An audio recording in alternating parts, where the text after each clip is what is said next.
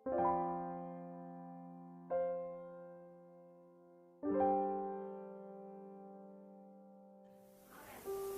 kita mendahului kemenangan kita. Ganti semua perkataan-perkataan negatif dengan pujian. Kalau saudara ingat kisah Josafat di dalam 2 Tawari 20. Pada waktu itu dia menghadapi musuh laskar yang sangat besar. Bukan hanya satu bagian musuh, tapi 3 bagian. Orang-orang Bani Amon, Bani Moab, dan orang-orang dari pegunungan Seir bersatu melawan bangsa Israel. Yang dari segi jumlah, dari segi logika, tidak mungkin menang. Dan saudara pun mungkin menghadapi persoalan seperti itu. Saudara lihat sumber daya saudara, ya, dan situasi yang saudara hadapi, tidak ada jalan keluar. Tetapi Josafat dan bangsa Israel tahu apa yang harus mereka perbuat. Mereka berdoa. Dan pada waktu berdoa, Tuhan mengirim nabinya.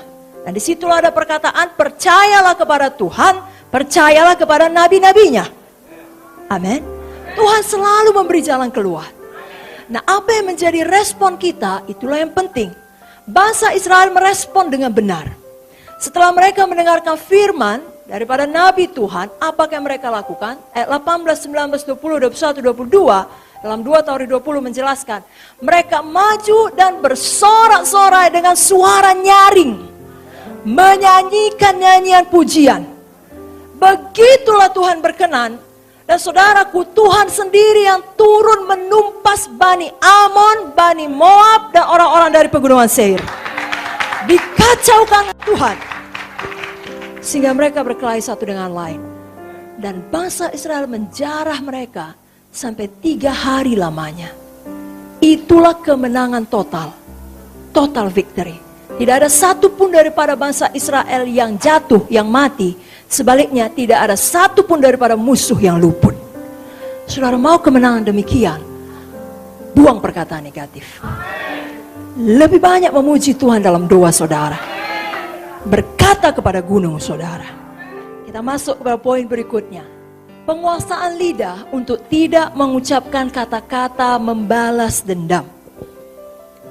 Semua kita masih punya emosi. Semua kita masih punya perasaan. Tapi kita harus belajar tidak dikuasai oleh indera kita seperti yang dikatakan oleh Ibu Pendeta Victoria. Amin. Itulah saat yang paling tepat kita berdoa mohon kasih karunia Tuhan. Mohon Zoe kita izinkan menguasai kita. Dan cukup kasih karunia Tuhan saudaraku. Teladan kita tentunya adalah Tuhan Yesus. Itu teladan yang terbaik. Saya bacakan Yesaya 53 ayat 7. Tuhan Yesus dianiaya. Tetapi dia membiarkan dirinya ditindas dan tidak membuka mulutnya. Seperti anak domba yang dibawa ke pembantaian, seperti induk domba yang keluh di depan orang-orang yang menggunting bulunya, ia tidak membuka mulutnya. 1 Petrus 2, 22-23. Ia tidak berbuat dosa dan tipu tidak ada dalam mulutnya. Ketika ia dicaci maki, ia tidak membalas dengan caci maki. Ketika ia menderita, ia tidak mengancam, tapi ia menyerahkannya kepada Dia yang menghakimi dengan adil. Percayakan kasus kita kepada Tuhan. Amin, saudara. Dan sebenarnya inilah yang dinamakan dengan kelemah lembutan, yakni you have strength under control. Ya, kita punya kekuatan di bawah penguasaan diri. Milikilah kelemah lembutan Yesus.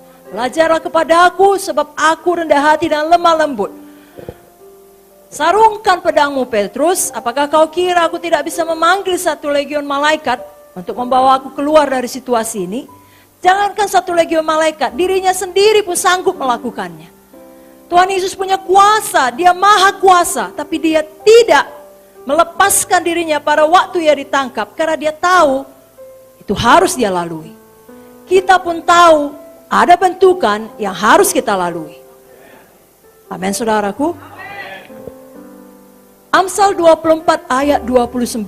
Janganlah berkata, sebagaimana ia memperlakukan aku, demikian kuperlakukan dia. Aku membalas orang menurut perbuatannya. Jangan. Justru kita dapat melunakkan hati orang yang marah besar pada waktu kita menjawabnya dengan kelemah lembutan. Amsal 15 ayat 1. Jawaban yang lemah lembut meredakan kegeraman, tetapi perkataan yang pedas membangkitkan amarah. Saudaraku, jawab dengan lemah lembut. Amin. 1 Korintus 13 ayat 5 berkata, kasih tidak menyimpan kesalahan orang lain. Ini adalah pilihan kita. Di dalam buku Amsal 12 ayat 18 dikatakan, ada orang yang lancang mulutnya seperti tikaman pedang, tetapi lidah orang benar mendatangkan kesembuhan. Mari kita baca sekali lagi, Amsal 12 ayat 18.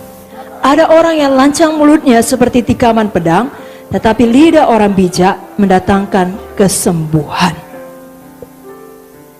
Jadi kalau ada orang melukai kita, abaikan cemooh, supaya kita jangan terluka.